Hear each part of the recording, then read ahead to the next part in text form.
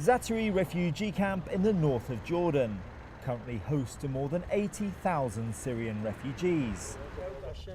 But take a 10-minute walk north of the camp and you'll arrive in the Suhaili neighborhood. This Jordanian family have lived in the area for generations. They make a small income by selling livestock, but since Syrians began arriving in July 2012, they say the local economy has suffered. In my house, I have 8 people. Some of them are graduates from university and none of them can find jobs. None of them are working. The Jordanians used to work for 5 dinars, and then the Syrians came and they're willing to do the job for 2 dinars. They can do that because they're not paying rent, electricity or water. It's all on the United Nations, so no problem. All of the changes happen to us. Patriarch of the family, Qasim Suhaili, says the lack of job opportunities is creating tension in the household. We have an employment problem, and our youth is suffering from psychological problems. You see a lot of domestic problems. A boy would shout at his dad, and it's because of unemployment. My son stays in bed until 2 in the afternoon because he's unemployed and can't find a job. Our young men won't work for 1 or 2 dinars. They smoke Marlboro cigarettes for $1.50 dinars.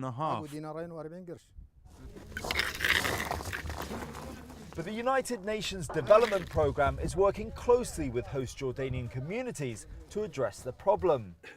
It currently has a number of projects designed to get young Jordanians back into work. Iman Jabri is the beneficiary of a scheme that provides business development training and startup capital to promising entrepreneurs. She now earns enough money to support her unemployed husband and their 3 children. But before Iman was approached by the UNDP, she felt that Jordanians were being overlooked.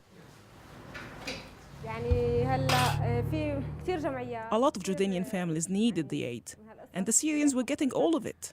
We are citizens of this country, and we're not getting a lot of our rights. But now, after the program I joined, I feel the difference.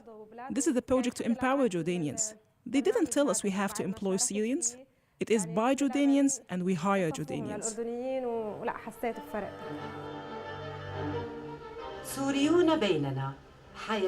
Back in the capital, Amman, and the start of another transmission of Syrians Among Us. The half-hour radio bulletin was set up with US aid money for both Syrians and Jordanians to discuss the problems that arise in host communities. For Syrian presenter Hadi Shabin, exploitation of workers is a recurring issue. Some traders and shop owners used both sides to their benefit and started letting their Jordanian workers go to hire cheaper Syrian labor. So this created a lot of tension. Jordanians are now saying that Syrians took their jobs.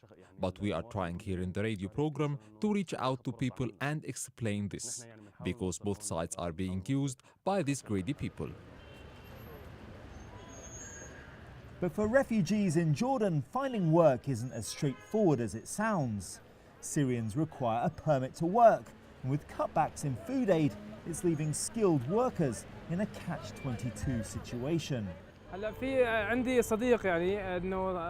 I have a friend, a university graduate, who got cut out of the UN coupons program. They say it's because he's educated and can get a job. They say there are other people who need the subsidies more. But the problem is he's not allowed to work even though he's qualified.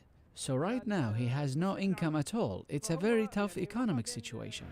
Those stories from Mafraq and Amman show that for some Jordanian host communities, their patience is wearing thin. And with the UN preparing for potentially thousands more Syrian refugees in 2015, could Jordan be close to bursting point? That's a question I put to the Secretary General of Jordan's ministry responsible for refugees. We started to see some signs, negative signs of social unrest out there in the street. So to prevent that from exploding anytime, I think we simply cannot absorb any more of them in our schools, our healthcare system. We can't have any more Syrians coming to Jordan to crowd Jordanians for a limited number of jobs. So the answer is that the absorption capacity is really now absolutely zero. Despite the tough talk, Jordan's border with Syria remains open. But with nearby Lebanon restricting entry to Syrian refugees at the start of the year, could it be a matter of time before Jordan follows suit?